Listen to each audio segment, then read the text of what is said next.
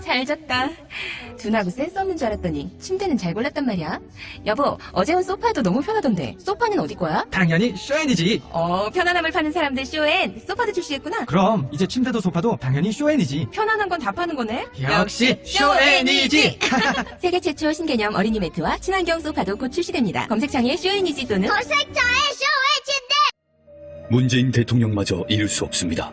언론 권력의 끝없는 왜곡과 조작의 숨은 7가지 비밀. 제대로 알아야 끝까지 지킨다. 조기숙 정치학 박사의 팩트로 파헤친 보고서. 왕따의 정치학. 위즈덤 하우스 미디어 그룹. 굶고 뛰고 땀 빼고 다 해봤다.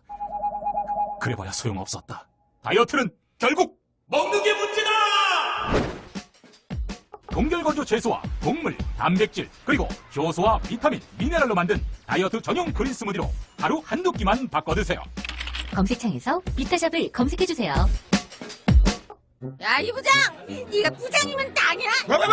저 인간 저거들 왜 오늘도 술술 풀리고 안 먹고 회식 왔냐? 내일도 신체 상태로 출근하겠구만. 아유. 고려 생활건강 술술 풀리고 음주전 한포가 당신을 지켜드립니다. 특허받은 천연 유래 성분 숙취 해소제 술술 풀리고를 은하계 최저가로 딴지마켓에서 만나보세요.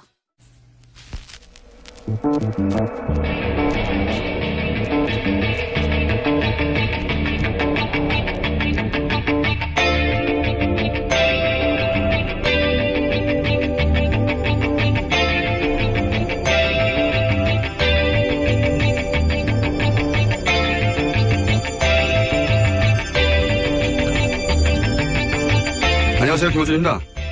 오늘부로 미일 중로 4개국 특사들이 모두 귀국했습니다. 이들 4개국 관련해서는 4개국 모두 관련됐을 뿐만 아니라 국내 정치적으로도 정당별 입장이 갈리는 사드 배치 문제가 향후 가장 민감한 이슈 중 하나가 될 겁니다. 과연 이 무기의 성능은 미군이 그리고 박근혜 정부 하의 국방부가 주장하듯 그렇게 뛰어난 게 맞긴 맞는지부터 비용 문제는 어떻게 해결하고 국회 비준은 어떻게 할 것이며 중국과의 군사외교적 긴장 고조와 경제적 손실을 감수할 만큼 안보 이득이 과연 있는 건지까지 여러 검토가 필요할 겁니다. 저는 이 무기 자체보다 국민들이 이 무기 도입으로 인해 우리가 어떤 이득을 얻고 대신 어떤 대가를 지불해야 하는지 정확하게 아는 것이 훨씬 중요하다고 봅니다. 그런 판단의 근거가 충분히 사실대로 제공되고 그리고 국민 다수가 배치를 원한다면 그럼 저 개인으로는 배치에 반대해도 그래서 배치를 지지할 수는 없어도 그 결정 과정을 존중하고 결과 역시 수용할 수 있다는 국민들 많을 겁니다. 지금까지 사드 배치에서 가장 큰 문제는 바로 이 과정 전체가 생략됐을 뿐 아니라 심지어 정부가 거짓말을 했다는 거죠. 그러니까 사드 배치와 관련해 문재인 정부가 가장 먼저 해야 할 일은 무엇보다 지난 정부가 사드 관련해 밝히지 않았던 것이 무엇인지 그것부터 밝히는 겁니다. 김호준 생각이었습니다.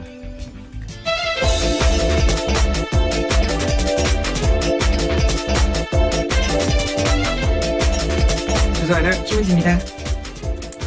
사드 관련해서는 뉴스공장에서 3부 혹은 4부에서 저희가 인터뷰가 하나 준비됐습니다. 그래서 제가 오프닝을 시작했는데 포스터 교수라고 아세요 혹시? MIT. 잘 모릅니다. 그러시구나. 잘 모르시면 됩니다. 네, 영어로 인터뷰하셨나요? 영어로 인터뷰하는 인터뷰하실 사람을 얘기인가요? 중간에 끼고 네. 이분이 이제 그 미사일 디펜스 관련해서 민간 분야의 세계 최고의 권위자다라고 할 수 있는 분이거든요. 예. 그분하고 저희가 직접 인터뷰를 하니 기대해 주시고 자, 참 시사이네? 했습니다. 했습니다. 요즘 자꾸 기억이 안 나네. 첫 뉴스는 뭡니까? 네, 최순실 씨의 해외 은닉 재산을 추적해온 검찰이 독일 등과의 사법 공조를 통해서 일부 자금의 흐름과 용처를 파악했다고 오늘 아침 중앙일보가 보도했습니다. 박근혜 최순실 게이트와 관련해서 해외 사법 공조의 성과가 나온 것은 이번이 처음입니다. 검찰 특별수사본부 관계자에 따르면 수사팀이 최근 법무부를 통해서 독일 사법당국에 최 씨의 은닉 재산과 자금 흐름에 대한 공조를 요청했고 현지에서 사용한 돈의 사용처 등 일부 자료를 이미 건네받았다라고 말했습니다. 그렇군요. 예. 이런 뉴스가 나오면 항상 생각나는 게 가장 먼저 최재석 씨였나요? 최태민 씨의 네. 아들. 최태민 씨 생전에 본인이 직접 최태민 씨 방에 있는 금고에 가서 금괴와 양도성, 양도성 채권죠. 등등 1조, 당시 기준으로 1조 가량의 재산을 직접 목격했다. 이게 얼마나 됐겠습니까? 그게 다 어디로 간지 모르거든요. 30, 40년 전인데. 이 재산 추적은 부정 축제한 재산에 대해서는 국가로 기소하는 게 맞다는 게 이제. 네, 환수시켜야 된다는 거죠. 문 대통령의 공약이기도 했고. 뉴스 공장에서도 이 추적하는 코너를 만들어 볼까 저희가 구상 중입니다. 예, 아마 몇 주 이내에 등장하지 않겠는가.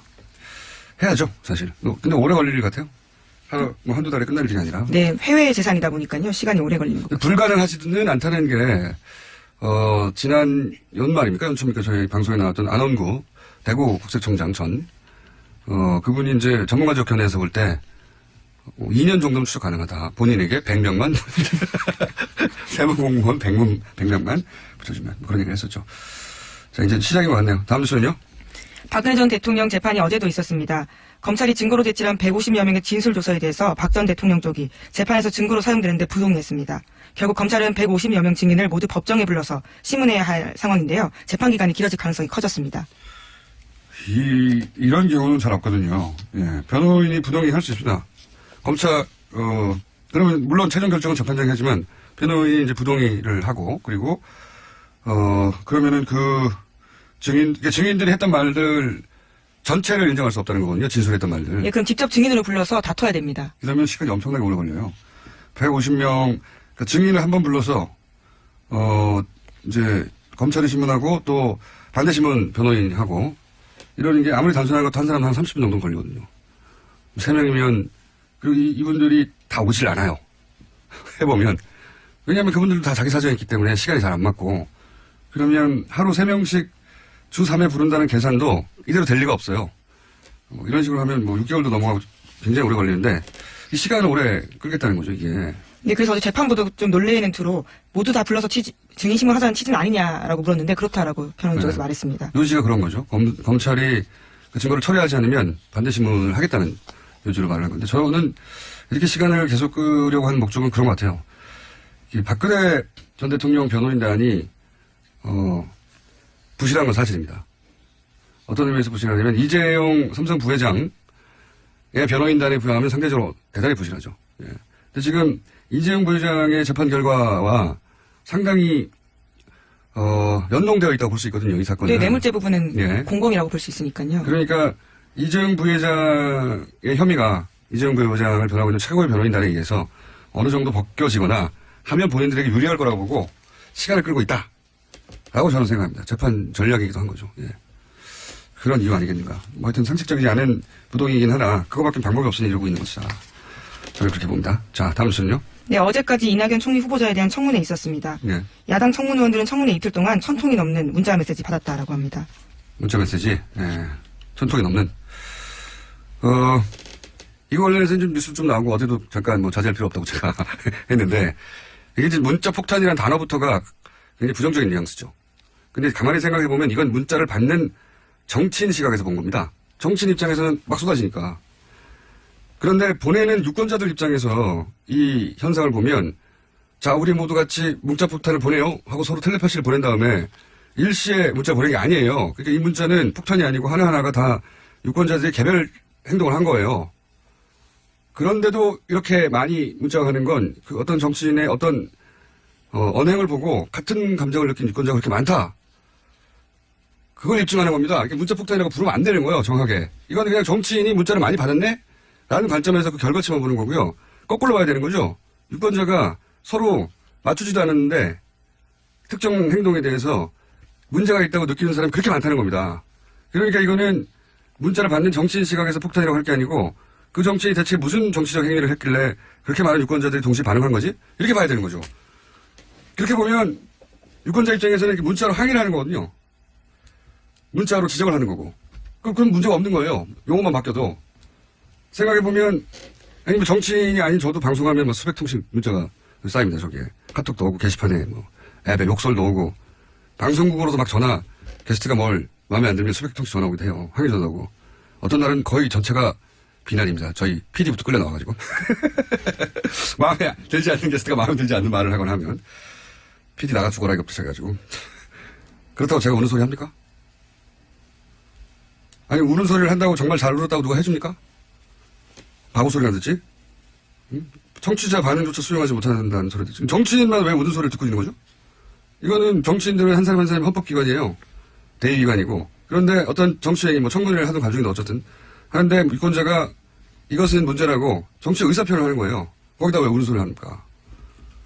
이전에 그런 적이 없었던 거는 과거에는 정치인한테 그런 문자를 보내는 게 두려웠거든요. 막연히. 정치인이 막 대단한 것 같고. 감히 국회의원에게. 내 일도 아닌데, 그 일이 직접. 뭘 그렇게까지 하나. 근데 그게 이제는 이 정치적 참여심 대단히 높아져가지고, 벼슬이 아니고 세금 받는 공복이니까 내가 정치적 의사표현을 하는 거예요. 당연히.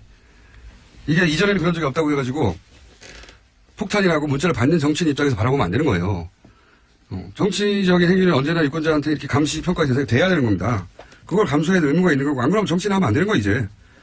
유권자 의식이나 행동 양식 계속 변하는데 정치인이 여기 적응을 못하면 안 되는 거죠. 정을 해야지. 아니 옛날처럼 보내지 마세요 이런 거거든요. 네, 물론 뭐 시간이 너무 늦다거나 내용이 협박성이 있다에 대해서 호소하는 부분도 있었습니다. 그런 사람도 있겠죠. 저희 문자에도 많아요. 욕설도 있고. 그리고 그 문자는 유권자들이 자기 전화번호를 노출하고 하는 거예요. 익명을 하는 게 아니에요. 예. 휴대폰으로 겨우 문자 보내는데 휴대폰을 면상에 던졌다고는 모르겠어요. 수백 명이. 이건 무슨 화염병 던지지 말라는 수준으로 자꾸 가르쳐 드릴 게 아니고 배워야 돼요. 새로운 유권자 행동 양식을. 그러면 휴대폰 하나 더 두세요. 문자 받는 휴대폰을 정치인들이 직접적으로 공개하고 저한테 항의하시거나 의견이 있거나 또는 뭐 격려하실 분들은 제가 일상적인 생활도 해야 되고 하니 휴대폰을 하나 더 두겠습니다. 라고 하든가. 하여튼 저는 이 현상을 바라보는 언론의 태도도 마음에 안 들고 이걸 문자 폭탄이라고 부르는 용어도 마음에 안 들고 왜 문자 폭탄이에요? 그걸 받는 사람 중심으로 그 정치인에 해당 관점에서 용어를 정한 거예요. 보내는 사람은 다 개별적으로 보내는 겁니다. 하나하나. 너무 길게 했네. 자, 다음 뉴스 짧게 해주세요. 아니, 생각할수록 난 이상해서 이 현상이. 이걸 보고 자꾸 가르치려거든요, 이게. 그러지 말라고. 왜 자제를 해야 해요? 자, 다음으로 갑시다. 네. 청와대가 대통령 비서실 특수활동비 등 127억 중에서 53억 원을 절감하겠다고 밝혔습니다. 절감한 돈은 청와대 청년 일자리 창출과 소외계층 지원에 쓰겠다고 밝혔습니다. 그렇군요. 밥은 먹이면서 일을 하는 게 우리 이제 정석이 있는데, 밥값도. 네, 자기 밥값은 자기가 내겠다라는 거요. 이게 공식 맞긴 맞는 거죠. 행사에서는, 예. 네, 맞긴 맞는 거죠. 우리 정서상은 이제 밥은 먹이면서 일을 시키자, 이렇게 있긴 한데, 이게 맞긴 맞는 거죠. 공무원이니까요. 네. 자, 다음은요. 네, 청와대 새 민정비서관에는 백원우 전 의원이 선임됐습니다. 백 전 의원은 이명박 전 대통령에게 고함을 지른 사건으로 유명한데요. 당시 장례 재판 혐의로 재판을 받게 됐었습니다. 예. 그때 이제 이게 전 국민한테 생존에 대해서 강한 인상을 남겼죠. 네, 물론 무죄 받았습니다. 오래 걸렸어요. 네, 그렇죠. 무죄를 받아내는데 변호인이 문재인 대통령이 아니었나요? 아, 증인으로 나갔습니다. 증인이었나요? 예. 당시 상황에 대한 증언을 하는 사람이었고요. 이 백원우 제가 알기로는 그 청와대 시절에 민정 비서관 아니었고. 당시는 행정관이었고요. 네, 지금은 비서관이 됐습니다. 그렇군요. 이 인사를 두고 이제 이명박 전 대통령 입장에서는 긴장되겠네요. 어떤 의미에서는. 자, 다음 뉴스는요. 예, 새 정부 인수위 역할을 하는 국정기획자문위에서 어린이집 누리과정 전액 국고 지원하겠다라는 내용 보고받았다라고 밝혔습니다. 이건 뭐 공약이니까요. 예, 이렇게 하겠다고 했으니까. 근데 이제 기재부는 당황을 하겠네요. 예. 자기들 예산 얘기를 하지 않고 발표부터 했으니까. 네, 2조 정도 준다고 합니다. 근데 이제 공약을 지킨다는 말은 이게 정치적 메시지거든요. 이거는 조율하고 발표한 내용은 아니고 앞으로 이제 실행 계획을 의논할 때 기재부하고 이제 얘기를 하게 되겠지만 기재부는 자기들하고는 말하지 않았다. 사전에. 불만을 가질 수 있겠지만 제가 보기엔 불만 가진 내용 아닌 것 같습니다. 공약을 지킨다는 말을 하는 거니까요. 이건 정치적 메시지죠. 다음 뉴스는요. 네, 전두환 전 대통령의 셋째 아들인 전재만 씨가 30대 여성에게 4천만 원짜리 시계를 선물했다는 사실이 뒤늦게 알려져서 화제가 되고 있습니다. 아, 이거요.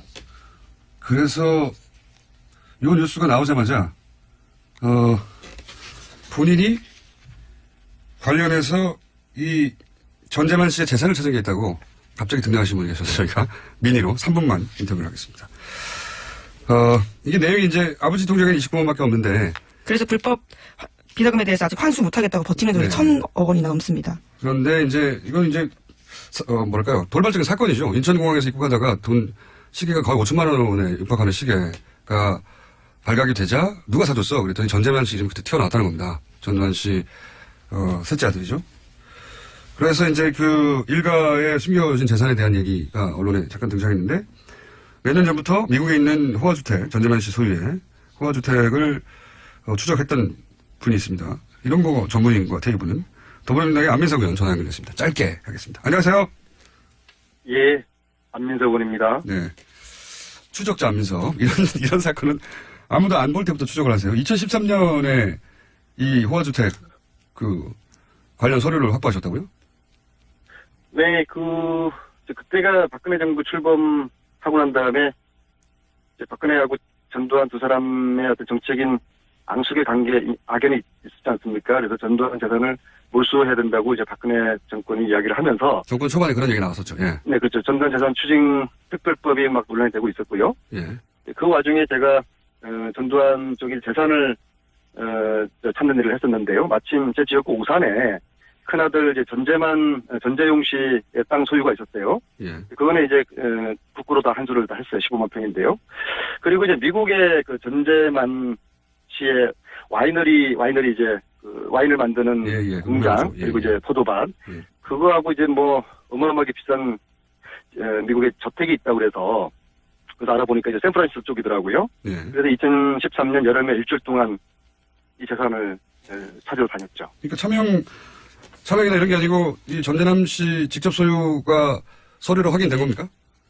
처음에 본인이 이제 본인의 재산이 아니고 장인의 재산이라고 했는데 장인의, 예. 예, 그 현지에 있는 그 지인이 또 열심히 도와주셔서 보니까 그 계약서를 찾아냈는데요. 계약서요?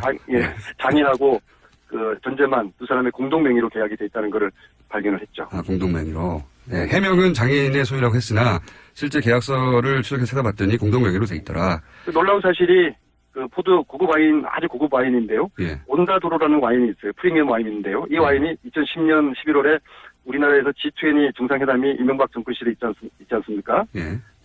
온다도로가 그때 정상회담의 금배 와인으로 사용되었던 것이 아하. 이 전재만의 와이너리 다이나라라고 그러거든요. 예. 그 샌프란시스코에서 북쪽으로 한 1시간 정도 거리 있는 나파밸리라는 곳에 있는 곳인데 여기서 생산한 것을 G20 정상회담에 금배 와인으로 온다도로 이렇게 썼고요. 그리고 바소라는 거는 유명해요. VASO요. 예. 이것은 우리나라에서도 많이 알려져 있죠. 이게 전두환 아들이 만드는 와인이에요. 의원님. 네. 아무도 안 시켰는데 이런 일을 왜 계속 하십니까? 아니 진실을 추적하고 진실을 국민들에게 알리는 것은 대한민국 국회의원이 해야 될 중요한 임무 중에 하나라고 생각하고요. 그리고 이게 문제가 최순실도 재산 환수법이 되더라도 최순실이가 지금 만약에 정유라한테 다 차명으로 재산을 돌려놨을 경우에 예. 이것까지도 환수에 해당될 수 있도록 특별법에 그렇게 포함을 시켜야 될 겁니다. 그렇지 않으면은 이게 전재만 재산을 이걸 좀 환수를 하지 못하고 있는 거거든요. 왜냐하면 당연히 이거는 자기 아버지한테 물려받은 재산이고 자기 아버지 전두환의 재산은 불법 취득한 재산일 텐데 이걸 우리가 눈 뜨고도 환수하지 못한다는 게 법의 맹점이 있는 것이죠. 제가 이제 궁금한 거는 전재남 씨 이 명품 시계 사건이 4년 후에 터질 걸 알고 4년 전에 이게 추적한 건 아니잖아요. 그래서 유감스럽게도 13년에 제가 이걸 확인한 것을 언론에 알렸는데요. 그때는 보도가 안 됐습니까, 제대로? 그때 보도되긴 됐는데 크게 관심을 받지 못했죠. 네. 그때는 의원님도 크게 관심을 갖지 못했습니다. 그런 측면이 없지 않나 있고요. 그런 측면이 없지 않았고요. 의원님 오늘 여기까지 하고요. 네. 이게 시계가 화제가 돼서 잠시 전두환 전 대통령 관련 재산도 추적하는 분이 있다는 걸 알리려고 저희가 잠깐 연결한 거고요. 다음에 나오실 때도 좀 자세히 말씀해 주십시오. 한 가지만 말씀드릴게요. 제가 일주일 동안 샌프란시스코에서 뒤지다가 포기하고 귀국을 하려고 하는데 당시에 샌프란시스코 총영사관에 있는 외교관 한 분이 저에게 와인을 선물을 주시면서 예. 이 와인이 전재만 씨 와이너리에서 나온 것이다. 네. 그래서 그 포기했던 와이너리를 위치를 알게 됐어요.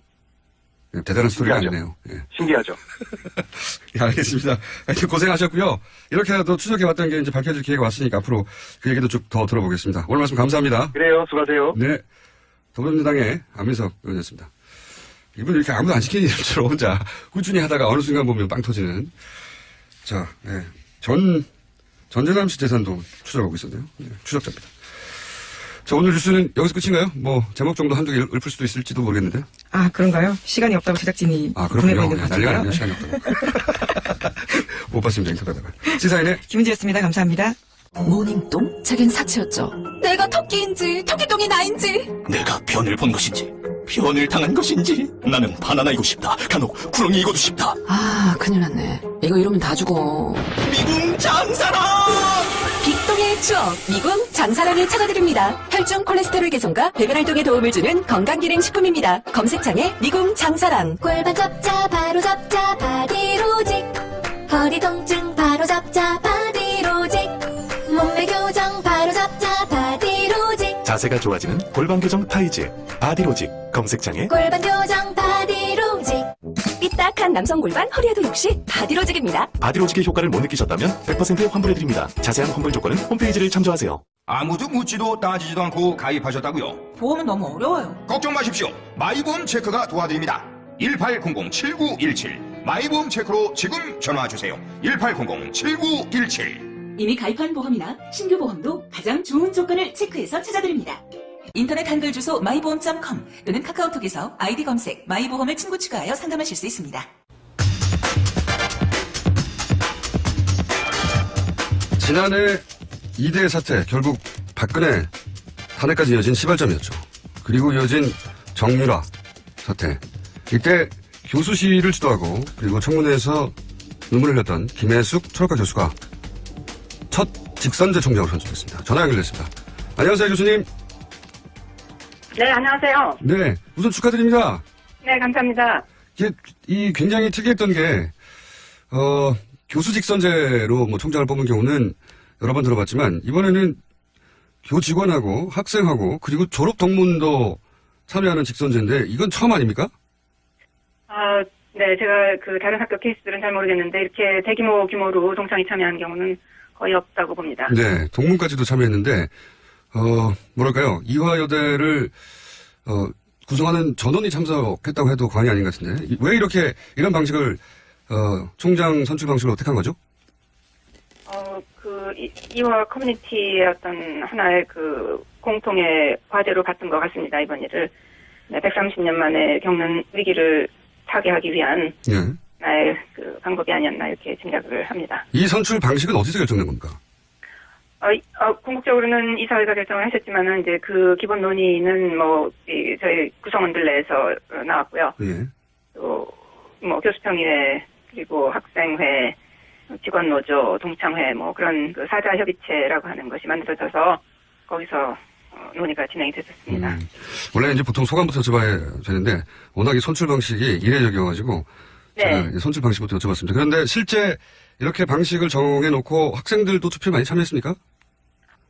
거의 한 50% 지금 9천 몇백 명이 참여를 했습니다. 예. 대단히 높네요. 그래서 참여한 학생들이 제가 본 기사로는 거의 90몇 프로, 100% 가까이 교수님을 총장으로 뽑았더라고요. 네, 그렇게 됐습니다. 예. 네. 그러면 이제 이런 결과가 나왔는데 이런 과정을 거쳐서 130년 만에 첫 직선제 총장이신데 소감을 좀 듣고 싶습니다.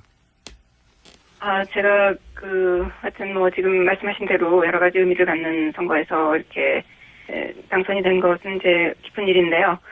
기쁘다는 마음보다는 좀 어깨가 무겁고 책임이 크다 그런 생각이 더 앞서네요. 답변이 워낙 짧으시네요. 네. 저는 굉장히 신기했어요. 이대 구성원들 교수 입장 다르고 직원 입장 다르고 학생 입장 다르고 동문 입장 다를 것 같은데 이렇게 압도적 지지를 받으셨다는 게 구성원들에게 큰 신뢰를 주신 건데 왜 네, 교수님을 선택할까 이 많은 사람들이? 결국 지난 여름부터 이어졌던 네. 이대 학내 사태에서 저를 아마 많이 이제 보신 그런 탓도 있지 않을까 싶고요. 그리고 저희가 문제 해결을 해 나가는 과정에서 나름 그래도 이 구성원들 안에서 어떤 신뢰를 받았다고 생각을 합니다. 이게 상당히 어려운 작업이었고요. 저희가 거의 매일매일 상황이 달라지는 그런 속에서 판단하는 것도 상당히 어려웠고 한데, 일단은 저희 생각은 학생들이 어떤 정의를 위해서, 순수한 가치를 위해서, 어려운 상황을 겪어내고 있다고 판단을 했던 거고요.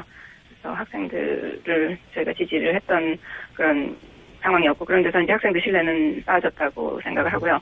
또 학생들이 굉장히 사태 후에 트라우마를 많이 겪고 했는데, 이제 저희가 그런 것들을 좀 서포트 해주고, 지속적으로 학생들에 대해 관심을 갖고, 이제 이런 상황이었기 때문에 그렇다고 보여지고요.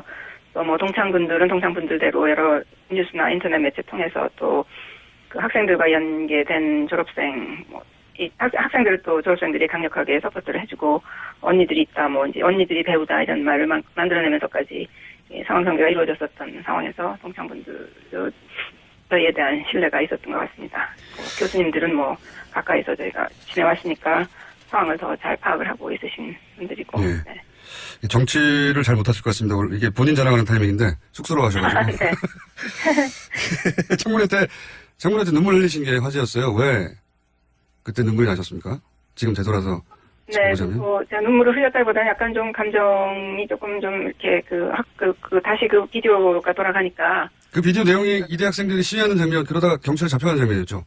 예, 경찰 잡혀간 장면인데, 아마 그걸 다 보시면 상당히 마음들이 저랑 뭐 그렇게 다르지 않았으리라고 생각을 합니다. 그 학생들이 거의 절규하듯이, 끌려나가는 그런 그 상황에서 벌어지는 여러 가지 그 소리나 이런 것들 들으시면, 저는 저는 그걸 그 전에 한번 봤었고요.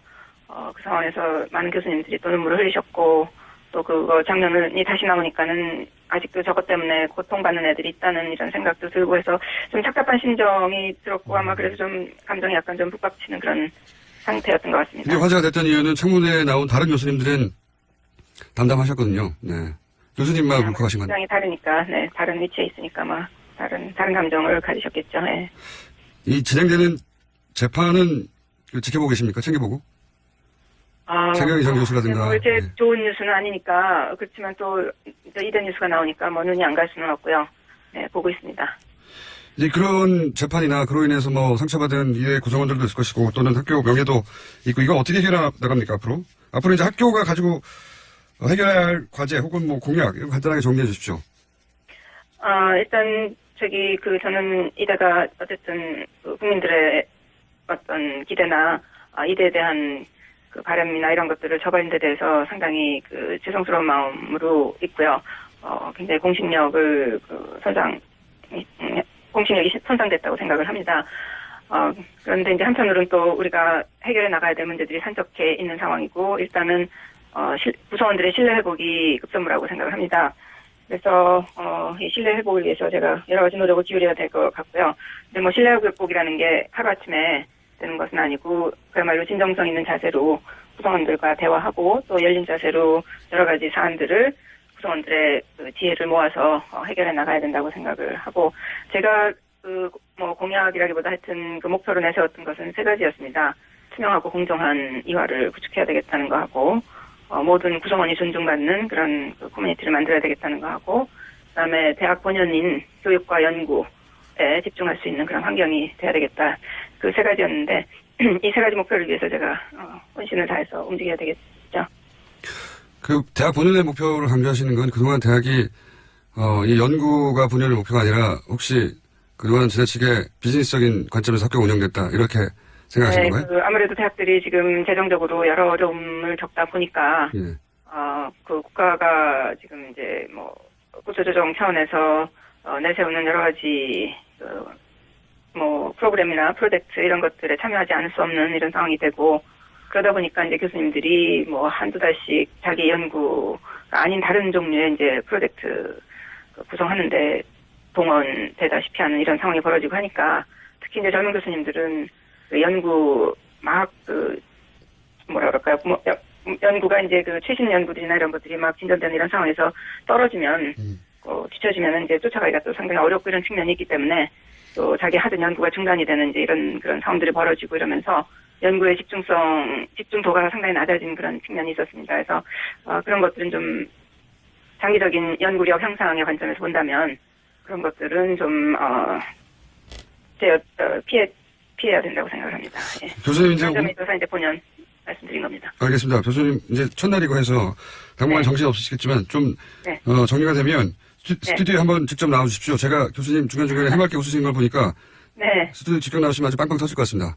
그런가요? 네. 그러면 저희 한 번 더 모시기로 하고요. 오늘 역사상 첫 직선제 총장이고 여러 의미가 있어서 저희가 한번 연결했습니다. 꼭 한번 스튜디오에 나와주십시오. 네, 고맙습니다. 네, 감사합니다. 안녕하세요. 네. 예, 이대 사태 이후에 첫 직선제, 첫 총장 김혜숙 교수였습니다.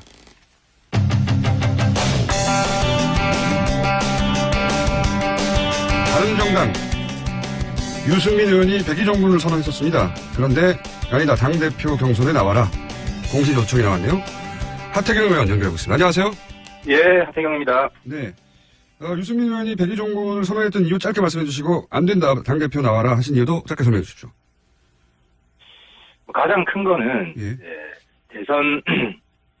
대선 직후에 바로 당권을 잡으면 이제 대선 때 단일화할 거냐 말 거냐 큰 논란이 있었지 않습니까? 네. 그래서 이제 단일화 주장했던 측은 단일화 안 하는 이유가 유승민 후보가 단일화 안 하는 이유가 이후에 당의 패권을 계속 장악하기 위해서 저러는 거다. 이런 그 공격이 좀 있었어요. 그게 하나 있었고 또 어차피 대통령은 안 될 거고 이제 당을 장악하려고 저렇게 나가는 거다. 예, 그런 공격이 있었다. 당내 권력 투쟁 일환으로 단일화 거부하는 거다. 뭐 이런 시각이 있었고 네네. 또 뭐 과거에 보면 대선 끝나면 후보들은 조금 쉬는 게 본인을 그렇죠. 위해서도 좀 쉬는 게 필요하고 그렇죠. 뭐 그런 게 관례 비슷했기 때문에 뭐 그런 이유들이 겹쳐서 대기 정군을 선언했고 또 사실 자연스러운 면이 있습니다. 예. 그런데 굳이 나오시라고 하는 이유는요? 그건 이제 우리가 뭐 예. 과거에 일당이었을 때는 그 일당이었고 당이 뭐 큰 위기가 아니었을 때는 다르지만 지금은 내년 지방선거에 실패할 경우에 당의 생사 존망이 걸려 있습니다. 예. 사실상 당의 기반이 완전히 허물어지고 당이 이제 뭐 없어질 수 있는 그런 위기 상황이 올 수도 있기 때문에 지금은 당의 핵심 역량들이 총동원돼야 된다는 거죠. 당을 살리기 위해서. 근데 뭐 우리 뭐 이미 분명하지 않습니까? 유승민 의원이 바른정당의 최고의 가치고 최고의 자산 아니겠습니까? 현재 기준으로 그렇습니다. 예. 지금 기준으로 그렇죠. 그래서 그런 자산을 우리 당 입장에서 볼 때는 최대한 활용하는 것이 맞다. 그리고 유승민 의원 본인도 그 부분에 대해서 다시 생각할 필요가 있다. 지금 뭐 겸손한 게 미덕이 아니라는 거죠. 이해는 알겠습니다. 근데 이제 뭐랄까요? 그 바른정당도 이번 대선을 겹치면서 바른정당의 지지자층을 새로 발견했다 할 정도의 새로운 경험을 하고 있는 걸로 저는 알고 있는데 그렇다면 뭐 좀 더 구체적으로 말씀드리면 10대 후반부터 20대까지의 지지자층이 있었다는 걸 발견한 걸로 알고 있는데 그런데 젊은 보수요. 그러면 좀 젊은 의원들 뭐 김영태 의원도 나오시는 것 같고 예원 의원도 나오시는 것 같고 아마도 확정은 안 됐지만 이런 분들이 당대표를 하는 것도 괜찮지 않습니까? 그렇죠. 우리가 뭐 추대가 아니고 경선이니까 뭐 그런 분들이 나오셔야 된다고 저는 생각을 하고요. 그리고 사실 그런 분들 입장에서도 유승민 후보가 대표로 나와주셔야 성행도 더 되고 그런 분들도 가치가 더 높아진다고 생각을 합니다. 그래서 자칫 잘못하면 그 약간 마이너리그가 될 수도 있다. 별로 국민들 관심도 못 끌어내고 그래서 그런 의미에서 물론 뭐 그런 의미에서 유승민 후보가 당 핵심 역량을 총동원한다는 의미뿐만 아니라 당에 대한 국민의 관심을 더 끌어낸다는 의미에서도 저는 반드시 필요하다고 보는 겁니다. 뭐 이도록 하겠습니다. 연결한 김에 조금 시간이 지났으니까 객관거리가 확보됐을 테니까 제가 한번 여쭤보겠습니다. 바른정당의 탈당파들은 여러 가지 이유를 얘기했지만 유승민 의원에게 자기들의 정치 생명을 걸 수는 없다. 걸만한 정치는 아니다. 뭐 이런 이유를 대고 탈당을 했어요. 그 탈당파들의 탈당 주장에 대해서는 어떻게 평가하시고 일단 그것부터 들어보죠. 그런 주장은 어떻게 생각하십니까? 근데 뭐 길게 얘기할 필요가 없을 것 같고요. 이제 뭐 탈당 행위에 대한 국민적 평가는 이미 끝났지 않았습니까? 끝났고 또 이제 탈당하신 분들이 저는 좀 더 휴식이 필요하다고 생각합니다. 정치적 활동하지 마시라고? 네, 말을 아끼고 자숙기간이 필요하고 말을 하면 할수록 오히려 역풍이 더 분다. 그래서 국민들이 그 망각으로 빠질 때까지 당연히 좀 쉬시는 게 그분들의 정치적 생명을 조금 더 연장하기 위해서는 조금 더 연장하기 위해서 필요하지 않겠냐. 조금 더 연장하기 위해서라는 건 이제 그분들은 다음 총선에서 어렵다고 보시는 겁니까? 아니 뭐 그걸 떠나서 그건 정치는 생물이기 때문에 어떻게 알 수는 없지만 네네. 어쨌든 뭐 지금 시점에서 말을 자꾸 하는 것은 국민들은 참 이롭지 않다고 생각하고요. 어떻게 제가 인간적으로 좋아하는 우리 김성태 선배님 지금 말씀도 안 하셨으면 좋겠어요. 형님 좀 쉬세요. 지금 그렇게 나올 때가 아닙니다. 네, 알겠습니다. 이건 몇 가지 이야기긴 한데, 이게 생각보다 크게 화제가 돼서 여쭤보자면, 김무성 전 대표 이제 캐리어 논란이 바른정당 지지율까지 하락하게 했다는 여론조사도 있어요. 근데 제가 김무성 대표도, 변론을 좀 해야겠는데, 김무성 대표님 연배, 정치 선배죠. 정치 육성 아닙니까? 정치 대선배들 중에서는 그나마 김무성 대표가 덜 권위적입니다. 권위적이지 않습니다. 예를 들어서, 특히 제가, 하태경이 선배 의원들한테 잘 대듭니다. 제 입장하고 다르게 되면 막 공개적으로 비판하고 막 비난도 하고 특히 김무성 대표 앞에서는 당연히 그러면 하면서 제가 막 소리 지른 적도 있고 막 그렇습니다. 근데 이런 식으로 좀 막 대들면은 좀 연배가 있는 의원님들 같은 경우에는 그 다음부터 아예 전화도 안 받습니다. 그리고 아예 찍힙니다. 대화도 안 해줍니다. 근데 안 해주는 분들도 있습니다. 다 그렇다는 얘기 아니고요. 그런 분들도 있는데 김무성 대표 같은 경우는 또 이제 그렇더라도 이제 수평적으로 대화하고 토론하고 그리고 또 이제 뭐 술 한잔 마시면서 뭐 그때 제가 좀 과했습니다 하면 또 사과를 받아주시고 뭐 이런 식으로 좀 굉장히 수평적인 정치인입니다. 알겠습니다. 네. 그 한 면만을 보고 네. 대표가 너무 뭐 구시대 권위주의적인 정치인 아닙니다. 이렇게 평가하는 건 좀 억울하다. 아무튼 네. 좀 억울할 수 있을 것 같습니다. 네. 의원님의 변론은 잘 알아들었는데 변론이 도움이 될지는 모르겠습니다. 워낙. 네, 뭐 국민들이 뭐 평가하시겠죠. 자, 또 연결한 김에 여러 가지 재밌는 포인트가 있어서 의원님 연결했는데 그 문재인 정부에 대한 지금 뭐 워낙 초기이기 때문에 그렇기도 합니다만 문재인 정부에 대해서도 몇 가지 평가를 하셨던데 긍정적으로 평가한 부분을 일단 말씀해 주시면 외교안보 라인부터 긍정적으로 평가하시는데 이유는 뭔가요? 강경화 그 후보자는 제가 개인적으로 압니다. 그분은 아는 사람이라서. 유엔에서 뭐 일도 잘하고 외교관으로서의 능력을 이미 검증받은 분이고요. 그리고 특히 이제 북한 인권 관련해서 유엔에서 북한 인권 조사위원회 구성하고 그리고 뭐 김정은 반인도적 범죄자라고 유엔에서 규정했지 않습니까? 그런 그 북한 인권 문제에 있어서 상당히 적극적으로 지원을 했던 분이고 그리고 특히 이제 문재인 정부가 이제 과거에 북한 인권 결의안 그 논란도 있었지 않습니까? 그래서 그런 부분을 좀 커버하고 또 정부의 보수층에도 안심을 시키고 그러면 상당히 좀 탁월한 선택이라고 보고 있고요.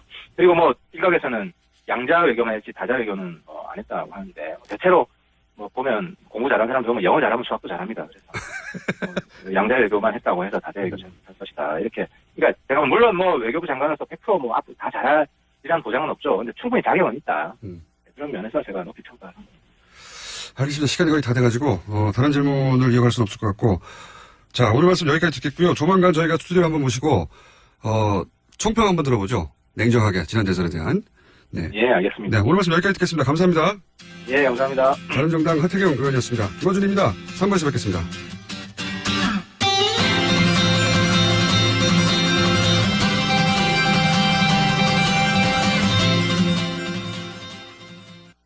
새벽 2시에 깨어났나? 딱히 고민이 있어서 그런 건 아니다. 새벽 5시에 일어났나? 새벽 6. 아우, 이 인간이 잠도 못 자게 화장실을 들락거려! 남성 활력과 전립선 건강. 하루 한 알로도 충분합니다. 소팔메토, 옥타코사놀, 아연, 비타민 A, D, E까지 하루 영양 기준치 100%를 꽉 채운 메가셀 남자의 활력. 지금 바로 인터넷 검색창에 메가셀 남자의 활력을 검색해보세요. 한글도 남보다 빨리 깨치고 참 똑똑했는데 갈수록 실력이 뒤처지는 것 같아 걱정이에요. 혹시 초등학교 교과서 본 적 있어요? 어려운 어휘가 너무 많아요. 학교에서는 어휘 개념을 하나하나 설명해줄 시간이 정말 부족하잖아요. 그럼 어떡하죠? 내 아이의 어휘만큼은 내가 책임져야죠. 어휘 공부의 정석. 초등어휘 3천, 초등어휘 5천. 검색창에 초등어휘 3천을 쳐보세요. 김치는 맛있어야 한다.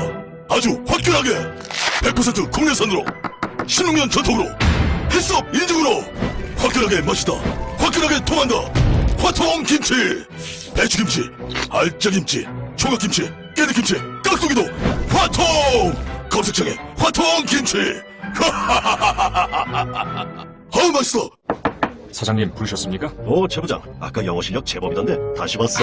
과찬이십니다. 아니야. 근데 자네도 서초동 비밀과외 받았다면서? 아니 그걸 어떻게... 정말 소문대로 한 번만 만나도 말문이 확 트이나? 역시 듣던 대로입니다. 10분 만에 터졌습니다. 김변의 박이사의 자네까지 나도 소개해주게. 당장. 16년간 은밀하게 진행됐던 서초동 비밀과외. 이제 당신 차례입니다. 지금 바로 검색창에 스피킹 솔루션을 검색하세요.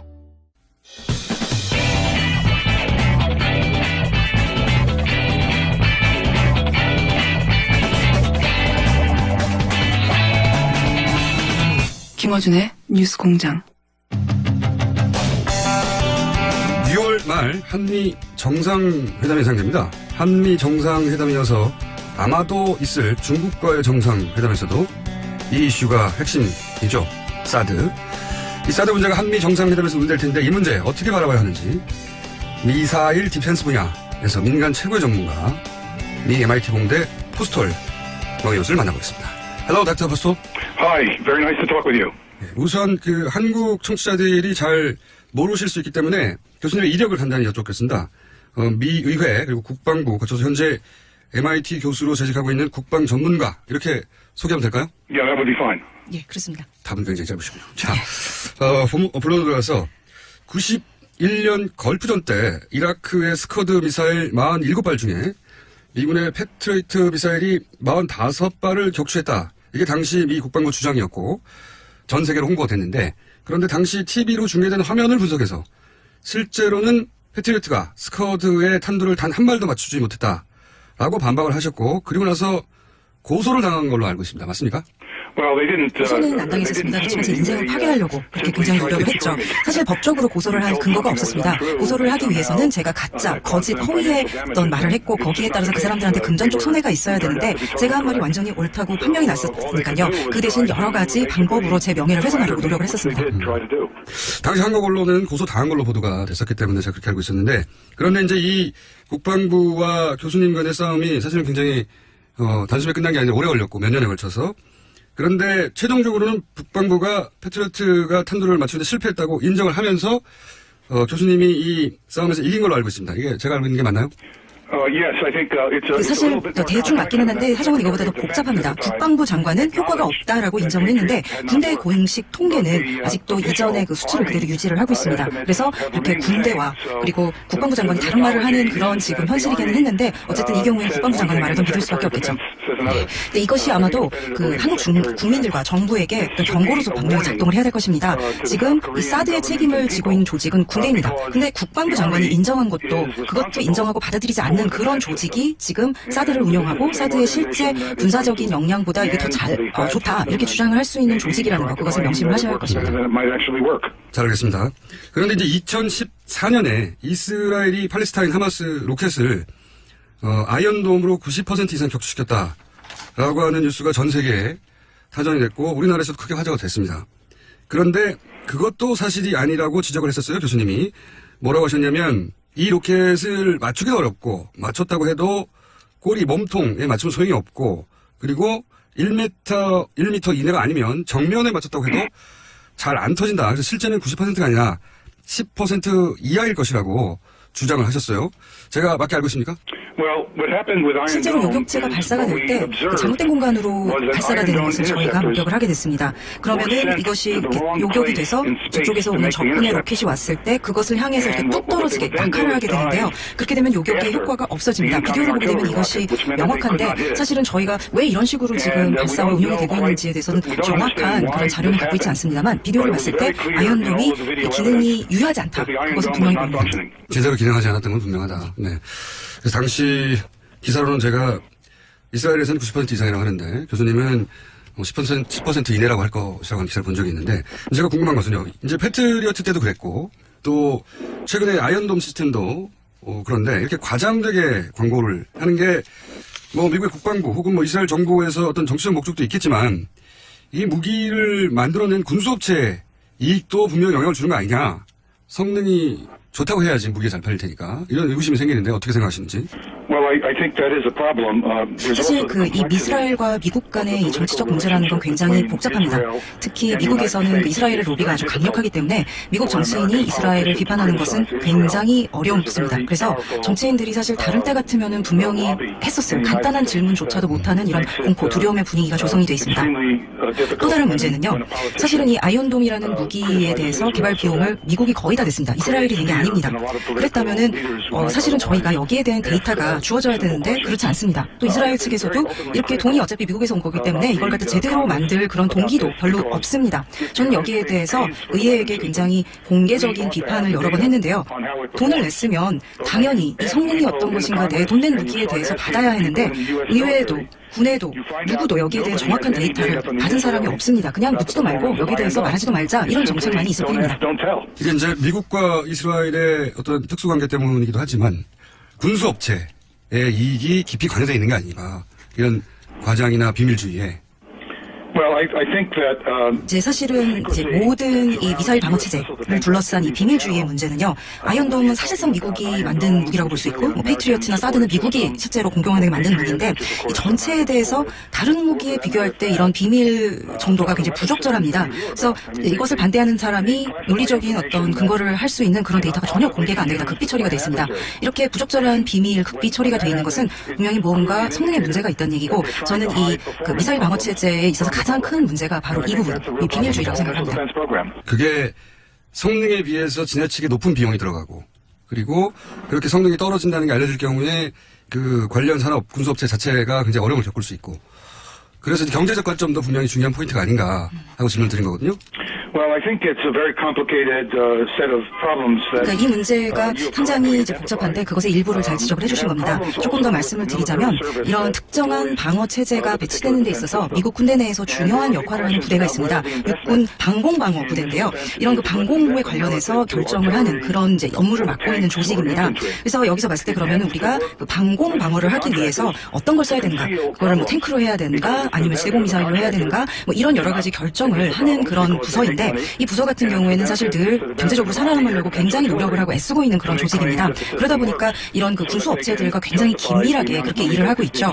그래서 이 이제 군수업자들이 역시 이 성능이 안 좋은 거를 갖다가 팔았을 때 이것을 갖다가 그 성능에 대한 그것을 갖다가 덮기 위한 거를 할 때 서로 굉장히 돕는 그런 역할을 하고 있습니다. 한쪽은 돈이 필요하고 그러니까 예산을 확보해야 되고 한쪽은 성능이 좀 떨어지더라도 물건을 팔아야 되는 업자들이고. 그래서 어떻게 보면은 이 미사일 방어 체제라는 것은 이 두 조직이 만나 이뤄낸 불안한 사고라고 말할 수 있겠습니다. 알겠습니다. 자, 이 사드는 그러면 패트리어트나 아이언돔의 컨셉을 좀 확장한 미사일 방어 시스템이라고 이해를 하면 되는 건지 기존의 MD 미사일 디펜스 시스템하고 이 사드의 공통점과 차이점은 뭔지 좀 설명해 주시죠. Yes, there are similarities between THAAD and other missile defense 이 이제 systems. 사드가 미사일 방어 시스템의 일반적인 컨셉을 이제 사용한 것은 맞는데 패트리어트나 아이언돔하고는 좀 다릅니다. 사드 같은 경우에는 사실 비유를 하자면요, 이지스함 시스템인 그 SM3에서 훨씬 더 가깝고요. 아니면 이제 US 미국 그 국가 미사일 방어 체제 이쪽에서 쓰는 방법과 비슷합니다. 가장 큰 특징은요, 그 대기 밀도가 낮아지는 굉장히 고도 높은 지역에서 작동을 하게 돼 있고요. 그리고 또 그 이제 적외선 유도 장치를 사용을 합니다. 반면에 이제 그 패트리어트나 아이언돔 같은 경우는요, 그 요격이 이루어지는 요격 궤도가 훨씬 낮고, 그러니까 대기 밀도가 훨씬 높은 데서 하고요. 그 다음에 그 반사 레이더 시스템을 사용해서 유도를 합니다. The reason that it is extremely important 그런데 to understand 이 that the 차이를 missile defense 이해하는 것, 그러니까 이렇게 외기권, 고도가 높은 고도에서 작동을 하게 되는, 요격이 일어나게 되는 시스템에 대해서 이것을 갖다가 잘 이해해야 되는 이유는요, 이것이 이 시스템, 그 사드뿐만이 아니라 외기권에서 요격이 일어나는 모든 SM23, SM3 시스템 같은 것에 아주 결정적인 취약점이라는 것이기 때문입니다. 왜냐하면 이것이 일단 이런 그 비행 물체가 외기권에 들어가게 되면요, 모든 아주 가벼운 것들도요, 공기 밀도가 워낙 낮고 공기 저항이 없기 때문에 굉장히 잘 나릅니다. 그렇기 때문에 그 미사일 근처에는 어떤 물체도 다 기만탄으로 작동을 하게 됩니다. 그렇기 때문에 이 기만탄 때문에 이것을 요격을 하는데 어려움이 있을 수 있죠.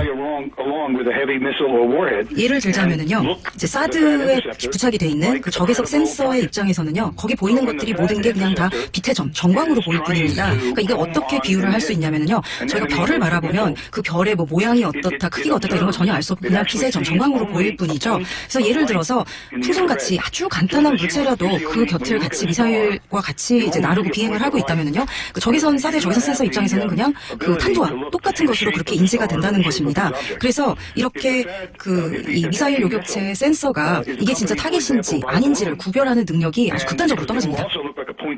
그렇기 때문에 아주 예를 들어서 북한 측에서 북한 탄도탄을 발사하면서 이제 쉽게 이러한 사드를 피해갈 수가 있는데요. 만약에 이제 어떤 고도에 다다랐을 때 미사일을 갖다가 조각을 내게 해서 하면은 이 탄두와 함께 이런 그 미사일의 조각들이 공중회전을 하면서 날아다니게 됩니다. 그러면은 이 사드의 센서에는 이것이 그냥 다 똑같은 빛의 점으로 보일 뿐이지 그것을 갖다가 뭐가 이제 실제로 탄두고 뭐가 이런 기만탄인지 기만체인지 알 수 있는 방법이 없습니다. 아주 간단한 걸로도 이 사드를 쉽게 속일 수 있습니다. 그렇다는 얘기는 사드가 북한 미사일 공격에 대한 방어 능력을 그다지 제공하지 못한다라고 이해도 됩니까? 어떤 유용한 이런 군사 방어 능력이 있다고 한다면 제가 굉장히 놀랄 것 같습니다. 없다는 얘기죠. So there's not. 그러니까 실제 군사적으로 걱정할 만한 공격 상황에서는 전혀 유용하지 않다고 봅니다. 그렇군요. 전문가로서 이게 이제 군사적 방어 능력 측면에서 부족한 무기라고 이렇게 판단하시는 건데, 그렇다면 미국은 왜 이런 사드를 한국에 배치하려고 하는 걸까요? 사실 이 문제는 굉장히 복잡한 문제입니다. 많은 여러 사람들이 다른 동기, 또 다른 믿음을 가지고 사실은 이 미사일 방어 시스템을 갖다가 이제 홍보하고 이것을 갖다가 이제 이제 하려고 하는 건데요. 근데 아마도 이 중에서 현재 나온 것 중에서 가장 증거가 많이 나온 것 중에 하나는요. 미국 정부 내에서 중국을 상대로 어떤 그 중국의 미사일 방어 능력을 갖다가 중국에 대한 미사일 방어 능력을 갖다가 좀 더 증진시키기 위해서 이것을 한다라는 그것이 아마 지금까지는 가장 명백하게 나온 증거가 있는 것 같습니다. 지금 사드 같은 경우는요. 요격 능력은 별로 없습니다. 그렇지만 이 사드의 레이더는 이론상으로 볼 때 굉장히 강력합니다. 그래서 지금 이론상으로는요. 사드의 레이더가 중국의 대륙간 탄도 미사일의 탄도에 대해서 상당한 데이터를 갖다가 수집하고 이것을 갖다가 미국의 그 국가 미사일 시스템에 직접 제공을 할 수 있다. 지금 현재 원칙상으로는 그게 가능한 걸로 되어 있습니다. 이게 실제로는 어떻게 되는지 아무도 모르지만요. 현실에서는요. 이러한 그런 그 중국에 대한 그 이제 미사일 방어 체계 이것의 일환으로서 사드가 이렇게 미국 측에서 미루고 있지 않나. 그것이 가장 조금 그래도 가장 명백하게 드러나는 이유 중에 하나인 것 같습니다. Only last month there was a very important statement. 바로 지난달에 그 CIA의 그 오바마 정부에서 CIA의 그 수장이었던 마이클 헤이든이 이런 말을 했었죠. 그래서 결국은 이제 이러한 그 사드를 갖다가 배치하는 목적이 중국을 화나게 하고 중국에게 너 조심해라고 경고하는 목적이다. 저는 이게 이렇게 인정한 거에 대해서 상당히 놀랐는데 어쨌든 정부 내에서 어쨌든 이런 생각을 하는 이런 목적으로 사드를 갖다 배치하려고 하는 인사들이 있구나 하는 것에 대한 어떤 증거를 볼 수 있을 것 같습니다. I don't feel comfortable speaking about. 사실 남한 정부가 이 사드 배치에 대해서 또 한국 국민들이 여기에 대해서 어떻게 결정하냐? 전적으로 한국 국민과 정부의 문제이긴 합니다. 그렇지만 저는 미국 국민으로서 저는 한국이 미국의 굉장히 중요한 동맹이라고 생각하고 그리고 미국인으로서 지금 미국이 하고 있는 일에 대해서 극도로 분노를 하고 있는 상황입니다. 지금 마이클 헤이든이 한 말은요. 사실상 한국의 안보를 위험에 빠뜨리면서 우리 이익을 위해서 중국과의 관계에 있어서 한국을 이용하고 있다는 것을 사실상 인정을 한 겁니다. 제가 10월 달에 한국에 방문을 했었고요. 작년. 그리고 여러 사람들과 만나서 이 문제에 대해서 굉장히 자세한 장시간 토론을 했었는데요. 제가 거기서 느낀 거는 실제로 미국이 그럼 사드 배치를 왜 하려고 하는가 그 근본적인 이유에 대해서 전혀 얘기를 하지 않았다는 겁니다. 그리고 이렇게 제대로 얘기도 안 해주면서도 한국을 이용하려고 하는 거죠.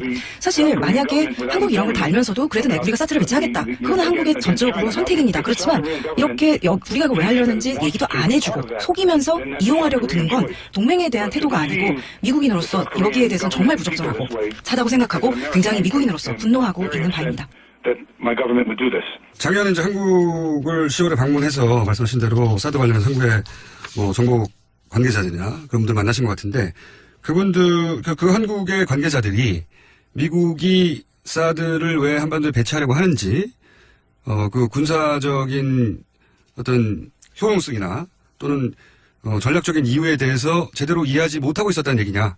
Well, what I found speaking with members in the National 사실 제가 국회의원들하고 만나서 여기에 대해서 얘기했을 때 이 사드에 대한 자세한 상황을 정말 많이 알고들 싶어 하셨습니다. 그런데 많이 이런 거를 못 받았다라는 거를 갖다 제가 알게 되었는데요. 네, 정보를요.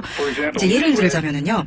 그 실제로 미국에서는 이 사드 레이더가 이제 취합한 정보들이 미국의 국가 미사일 방어 체제하고는 직접적으로 이렇게 커뮤니케이션이 안 된다. 이렇게 얘기를 했는데 그건 절대 사실이 아닙니다. 이 사드라는 시스템은 이것이 아주 초기 설계 단계부터 그러니까 종이에만 이렇게 그림 그릴 그 단계부터도 이미 미국의 국가 미사일 방어 체제하고 직접적으로 커뮤니케이션이 데이터가 오가도록 그렇게 설계가 되었지만 그럼에도 불구하고 국회나 국민, 정부들은 다 그게 그렇지 않다.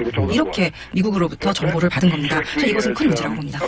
당시 이제 박근혜 정부 그리고 국방부에서는 이 사드 시스템이 미국 본토 방어용인 미국 MD 시스템의 일부가 아니냐. 그러니까 우리가 미국이 자국을 방어하기 위해서 만든 시스템의 일부로서 기능하는 그런 역할을 왜 해야 되느냐 하는 반론이 나올까봐 이 부분을 의도적으로 미국이 숨겼던 혹은 한국 정부가 한국 국민에게 숨겼던 했었다라고 저는 이제 이야기 되는데 다시 여기서 확인하고 싶은 건 그러니까 사드는 미국 본토 방어를 위한 MD 시스템의 일환이 확실히 한 거죠. 그럴 수밖에 없습니다. 그러니까 초기에서부터 미국의 자국의 그 미사일 방어 체제로부터 정보를 받고 또 정보를 보내고 그런 방식으로만 기능을 하도록 그렇게 설계가 되기 때문에 그렇습니다. 그래서 일단 이론상으로 볼 때는 그럴 수밖에 없어 보인다. 말할 수밖에 없을 것 같습니다. 그러면 둘 중 하나겠군요. 미국 정부가 한국 정부에 거짓말을 했거나 아니면 한국 정부가 사실을 알고 있으면서도 한국 국민에게 거짓말을 했거나. 아마도 이제 두 가지 경우다. 그렇게 그런 건 아닐 텐데요. 정책이라는 데가 원래 좀 이제 그렇기는 하죠. 그래서 결국은 오바마 측에서 근데 거짓말을 했거나 이제 박근혜 정부가 거짓말을 했거나일 텐데요. 사실 제가 이제 짐작을 하자면 양쪽이 다 거짓말을 하지 않았을까. 그러니까 어쩌면 딱 두 정부 간의 이해관계가 맞아떨어지는 지점이 있어서 그렇게 둘 다 거짓말을 하지 않았을까 하는 게 추정입니다. 그런데 말이죠. 이런 사드를 그러니까 미국의 입장에서 보자면 중국을 견제하기 위한 무기를 한국의 땅을 빌려서 설치한 건데 그런데 그런 비용을 트럼프 대통령이 한국에 내라고 말을 했단 말이죠. 이 트럼프 대통령의 발언은 어떻게 생각하십니까? 저는 미국인의 입장으로서밖에 대답할 수 없을 것 같은데요. 말도 안 되는 얘기입니다. 사실 미국 쪽에서는 배치를 분명히 원했고 우리는 미국에서는 그리고 근데 남한에서는 이게 우리가 과연 해야 되냐 안 하는 데서 우려가 많았던 상황이고 그래서 미국이 그럼 우리가 돈을 낼게 이렇게 돼서 그럼 한국이 그럼 할게 이렇게 된 게 아닙니까? 근데 그러고 나서 다시 돈을 내라? 말도 안 되는 얘기죠.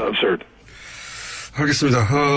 이제 미국이 한국에 사드를 배치하고자 하는 것은 이제 쭉 말씀하셨듯이 중국을 견제하고 압박하고 또 중국의 미사일로부터 미국 본토를 방어하고 하는 이유인 건 알겠는데 이 중에 또다시 이제 그 군수업체의 이권에 대해서 질문을 드리고 싶은데 여기 로키드 마틴사의 이권도 그런 사드 한국 배치 결정에 영향을 미치지 않았겠느냐 이게 궁금하거든요. 왜냐하면 한국에서는 이 문제 그렇게 로키드 마틴사의 이권과 관련된 스캔들이 있을지도 몰라서 제가 질문을 드리는 겁니다. 사실 저로서는 참 이제 알기 어려운, 대답하기 어려운 질문인 것 같은데요. 지금 미국 정부의 문제는 이런 그 미사일 그 방어 시스템이 굉장히 건드리기 어려운 성스러운 그런 대접을 받고 있다는 겁니다. 그래서 모든 기술적 과학적인 데이터가 돈 낭비일 뿐만이 아니라 지금 굉장히 반생산적이다라는 그런 것을 갖다가 여실히 보여주고 있는데도 정부 내에서 이걸 계속 왜 원하고 있는지 이것이 가장 큰 문제인데요. 이것과 관련해서 정부 관료와 그다음에 군수업체 사이에서 어떤 유착이나 문제가 있을지 여기에 대해서 사실 저는 참 뭐라고 말씀드리기가 어려울 것 같습니다. 마지막으로 30여 년간 이제 이 분야에서 굉장히 최고의 전문가로 계셨는데 그래서 궁금합니다. 그러니까 만약에 새로운 한국 정부가 들어섰는데 새로운 한국 정부가 본인에게 사적으로 조언을 구한다면 한국의 사드를 배치하라고 할 것인지 순전히 이제 개인적 차원의 의견 늘 여쭤보고 싶습니다. 이미 제가 사실은 한국의 그 정치계, 외무부, 국방부 여러 사람들과 긴 토의를 여기에 대해서 했었습니다. 근데 제 입장은 여기에 대해서 늘 분명한 게 제가 그 대한민국에서 어떤 결정을 할지 미국 사람으로부터 답을 할 수가 없다. 그러니까 물론 제가 기술적인 사드의 성능에 대해선 이거 굉장히 최소한이다, 별로 없다라는 그런 얘기는 늘 말씀을 드려왔고 이것이 물론 결정에서 사드의 군사적인 능력, 방어 능력이 중요한 역할을 합니다만 그럼에도 불구하고 제가 미국 시민으로서 여기에 대해서 결정에 대해서 뭔가 얘기를 하는 것은 부적절한 것 같고요. 그리고 한국의 민주주의는 아주 이미 놀라운 수준입니다. 생각하고 행동하는 데 있어서 충분히 좋은 결정을 내릴 만큼 이미 똑똑한 국가라고 생각합니다. 저는 제가 생각할 때 지금 이 상황이 상당히 비극적이라고 생각을 합니다. 사실 미국도 이 사드가 군사적인 능력 면에서 별거 없다라는 거 알고 있고 중국도 이거를 알고 있습니다. 그럼에도 불구하고 중국이 분노하는 것은 지금 미국 정부가 중국에게 했던 굉장히 중요한 약속, 미국의 그 영토 방어 미사일 시스템이 미사일 방어 시스템이 중국이 아니라 북한만을 겨냥하고 있는 것이라는 그 약속을 갖다가 사실상 어긴 겁니다. 그래서 물론 기술적으로 사드가 중국의 이제 중국 측에서 봤을 때 군사적인 위협보다도 이것이 가지는 외교적인 그런 의미가 훨씬 더 큰 것입니다. 중국 입장에서 보면은 이런 그냥 기술적으로 사드의 군사적인 위협 능력뿐만이 아니라 그것도 훨씬 더 큰 거는 외교적으로 봤을 때 미국이 한 굉장히 큰 약속을 어기고 중국 본부에 굉장히 솔직하지 못한 모습을 보인 거거든요. 그런 측면에서 볼 때 미국 국민으로서 중국 정부와 남한 정부를 갖다가 상대로 모두 다 미국 정부가 솔직하지 못한 모습을 보고 있다는 거에 대해서 굉장히 부적절하다고 생각하고 더 나아가서 동남아시아 전세의 안정에 전혀 도움이 되지 않는 결정이라고 생각을 합니다. 알겠습니다. 오늘 말씀 감사하고요. 혹시 한국을 방문하실 계획이 1년 이내 있으신가요? 아직은 확실하지 않습니다. 초청이 있을 것 같다는 얘기 여러 사람한테 들었는데 아직 확정된 것 없습니다. 확정되시면 연락을 꼭 주세요. 마지막으로 한국 국민과 지금 한국의 민주 정부의 행위를 빈다. 그렇게 마지막 말을 하고 싶습니다. 감사합니다, 교수님. Thank you. Bye bye. 네. 포스털 교수 주장을 간단히 요약하자면 사드의 무기로서의 가치는 박근혜 정부가 광고했던 정도는 아니다. 그리고 사드는 탄생부터 미국의 본토 방어용 MD 무기로 개발된 거다. 한마디로 사드에 관해 우리가 제대로 알지 못하고 있었다는 거죠. 네, 그렇게 요약할 수 있는데 사드에 관한 진실 앞으로도 계속 저희가 알아가 보겠습니다. 통역엔 동시통역사 홍현우 씨가 수고하셨습니다. 아, 또 떨어졌어. 너 또 입사 시험 봤어? 아니, 차량용 핸드폰 거치대 말이야. 여러 개 사봤는데 실패의 연속이야. 떨어지고 시야 가리고 운전석에서도 뭐 알고 뭐 좋은 거 없을까? 싼 것만 찾으니까 그렇지. 제대로 된 거 하나 사서 편리하게 쓰는 게 더 낫지. 그런 게 있어? 그럼 있지. 1, 2, 3 할 때 2. 힘 세다 할 때 힘. 2 힘. 투 힘? 2배로 힘이 세다는 건가? 네이버 검색창에 2 힘을 검색해보세요. 제가 생각하는 이상적인 사회는 모두가 먹는 것, 입는 것 이런 걱정 좀 안 하고 더럽고 아이고 꼬라지 좀 안 보고 그래서 하루하루가 좀 신명나게 이어지는 그런 세상이라고 생각합니다. 사람 사는 세상을 위해 정치를 시작한 노무현. 그는 우리 곁에 없지만 그의 꿈은 영원합니다. 노무현 재단은 사람 사는 세상을 위하여 노무현의 가치와 철학을 전합니다. 노무현 재단의 후원회원이 되어주세요. 1688-0523.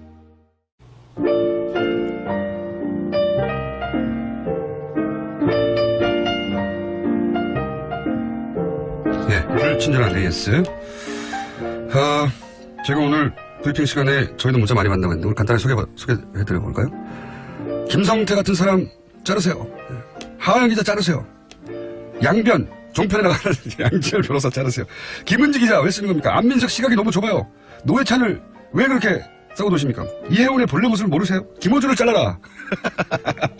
PD 잘라라. 네. 작가 잘라라. 서별사를 그렇게 합니다. TBS 사장 물러가라. 이제 이런 문자 제가 매일 받습니다. 네. 이 문자대로 하면 방송할 사람이 없어져요. 네. 오로지 엔지니어만 남습니다. 앞으로는 엔지니어 잘라는 문자도 보내주십시오. 제가 이런 문자를 굳이 따로 소개하는 이유는 저는 공무원 아니잖아요. 근데 정치인들은 공복이죠. 네. 그러니까 국민들이 유권자들이 이렇게 즉각적으로 직접적으로 피드백하는 데 익숙해져야 합니다. 예. 유권자가 정치인을 상대하는 방식이 진화하고 바뀌고 있는 거예요. 이제 이런 일이 이전에는 없었기 때문에 당황스러운 부분도 있긴 하겠는데 그래서 유권자도 정치인도 조금 더 세련되어져 가겠죠. 근데 이걸 폭탄이라고 그런 부정적인 프레임으로 가둬버리면 시대를 잃지 못하는 겁니다. 네. 그래서 유권자들더러 바뀌라고 하면 하지 말라고 하면 이건 정치인으로서 더 이상 지체되고 자격이 없어진 시대가 열리고 있는 거예요. 네, 그래서 다시 한번 이런 문자 소개해드렸고요. 많습니다, 항상. 그렇다고 제가 웁니까? 울지 마시고, 정치인 여러분. 휴대폰 하나 더 장만하시든지 그렇게 하시고요. 네. 그 외에도 뭐 많은 문자가 옵니다. 강신주 박사님 코너 왜 없어진 거예요? 이런 문자 아직도 옵니다. 네. 다들 각자 청취자들이 받아들이는 방식이 다르니까요. 그럴 수밖에 없죠. 이런 문자도 옵니다. 공정장 너무 섹시하다. 네, 목소리만. 이러시면 안 됩니다. 자, 불친절한 에이스 여기까지 하겠습니다.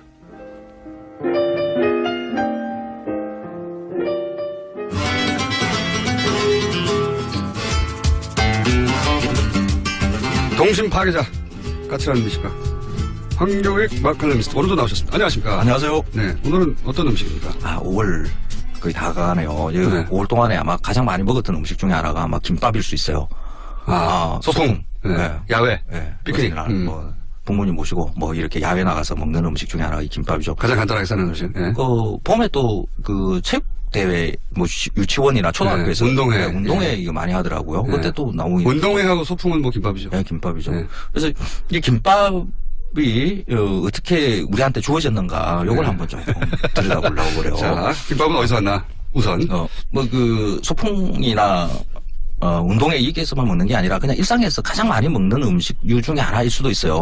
특히 직장인들. 간단하게 먹기 좋으니까요. 네. 네. 반찬이 밥에 들어가 있으니까. 그 지하철역 그 입구에 보면 김밥집은 반드시 있습니다. 네. 그 땡땡 천국 이렇게 되어 그렇죠. 있는 거죠. 그 굉장히 커요. 김밥 전문점이 전국에 어마어마하게 많습니다. 얼마나 많을까요? 글쎄요, 개수는 안 세봤는데, 네. 이렇게 우리한테 일상으로 김밥이 늘 있으니까, 이게 우리 예전부터 이렇게 먹어왔던 음식이다.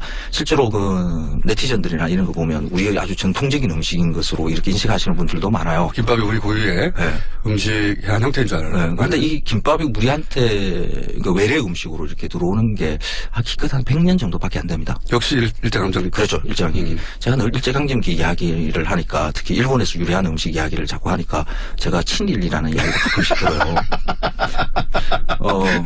그 친일. 독특한 공격이네요. 역사적인 관계 사실을 이야기하는 것하고 진리하고는 관계가 없거든요. 그렇죠. 인정하고 안 하고의 문제가 아니라 팩트가 그렇다는 거죠. 네. 자존심이 좀 상하는 일이기는 하죠. 우리 대부분의 음식이 보면 일본에서 유래한 것들이 상당히 많거든요. 이게 이제 우리가 왕조였다가 근대로 넘어가는 것을 일본을 통해서 했기 때문에 그때 뭐가 많이 들어왔어요, 실제. 맞아요. 예. 그래서 1924년에 나온 그 조선 요리 책이 하나 있어요. 조선 무상신식 요리제법이라는 책인데, 그때 당시에는 뭐 지금의 요리책으로 비교하자 그러면 거의 초베스트셀러 책이었어요. 누가 쓴 겁니까?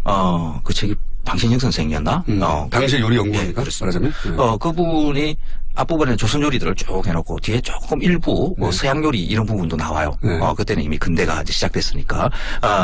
그리고 일본 요리가 나오는데 뒤에 스시라는 제일 마지막 항목입니다. 스시 이렇게 나와요. 그렇죠. 지금 우리 스시라 그러면 초밥 위에 생선이 이렇게 올려져 있는 거 뭐 이런 거잖아요. 그런데 그게는 그 지금의 김밥과 유사한 음식을 이렇게 조리법을 써놨습니다. 스시라고 해놓고 지금 보면 김밥 아니야? 이런 걸 조리법을 만들어놨다고요? 그렇죠. 써놨다고요?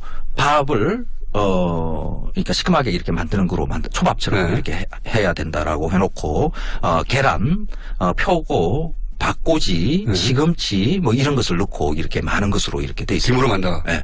김밥이네요. 그렇죠. 이 안에 이제 박꼬지, 시금치, 표고, 계란 뭐 이런 것들이 들어가 있는 것. 이런 것의 원형이 일본에는 이 김밥이 아주 다양하게 존재하거든요. 그냥 밥 안에 그냥 당근만 하나 달랑 들어가 있는 것도 있고 오이만 달랑 들어가 있는 것도 있고 삼각 모양으로 싸는 것도 있고 다양하게 존재해요. 근데 이렇게 달걀, 표고, 박, 시금치 이런 것들을 같이 넣고 이렇게 싸는 그 형태의 김밥을 후토마키라 그러거든요. 그러니까 후토마키가 우리한테 처음으로 그 스시라는 이름으로 이렇게 보여지기 시작하는 게 1924년. 일본에서는 후토마키였는데 우리나라에 들어와서 그걸 스시라고 받아들였군요. 그렇죠. 처음에는 스시.